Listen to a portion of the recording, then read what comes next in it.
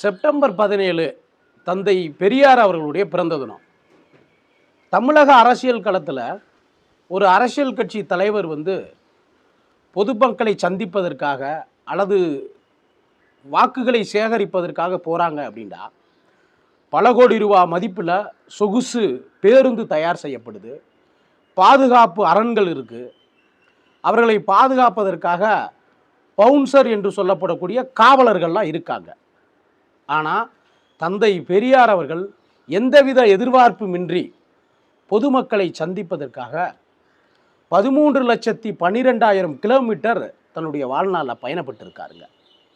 அது மட்டும் இல்லாமல் எந்தவித அரசியல் பதவியும் வேணான்னு சொன்ன தந்தை பெரியார் அவர்கள் மொத்தமாக 10,700 பொதுக்கூட்டங்களை நடத்தியிருக்காரு. அதில் 21,700 மணி நேரம் தொடர்ச்சியாக மக்களுக்காக கருத்தியல் சார்ந்த உரைகளை நிகழ்த்தியிருக்காருங்க. அது மட்டும் இல்லாமல் தனக்கு 94 வயது இருந்தபோது கூட உடல் சோர்வை பற்றி கூட கவலை கொள்ளாமல் வயோதிகத்தை பற்றி கூட சிந்திக்காத தந்தை பெரியார் அவர்கள் ஏறத்தாழ 229 கூட்டங்களையும் தான் இறப்பதற்கு 98 நாட்களே இருந்தபோது 42 கூட்டங்களையும் நடத்தி காட்டினாருங்க. தமிழ்நாட்டில் பல அரசியல் கட்சி தலைவர்கள் அவங்க தொண்டர்கள்ட்ட பேசுகிறத நம்ம கேட்டிருக்கோம்.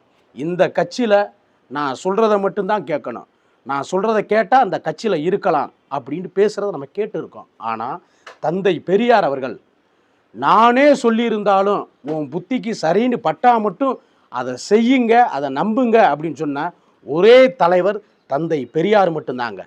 தந்தை பெரியார் அவர்கள் பிறந்து ஏறத்தாழ 146 ஆண்டுகள் ஆகுது. அவர் இறந்து 52 ஆண்டுகள் ஆகுது. ஆனாலும் தமிழ்நாட்டில் ஒரு அரசியல் கட்சியோ அல்லது சமூக இயக்கமோ இங்கே இயங்கணும் அப்படின்னா ஒன்று தந்தை பெரியாரை மையப்படுத்தி இயங்கணும், இல்லைன்னா தந்தை பெரியாரை விமர்சித்து தான் இயங்க முடியும். அப்படி ஒரு வலிமையான கருத்தியல் கோட்டையை தமிழ்நாட்டில் தந்தை பெரியார் உருவாக்கி வச்சிருக்கார்.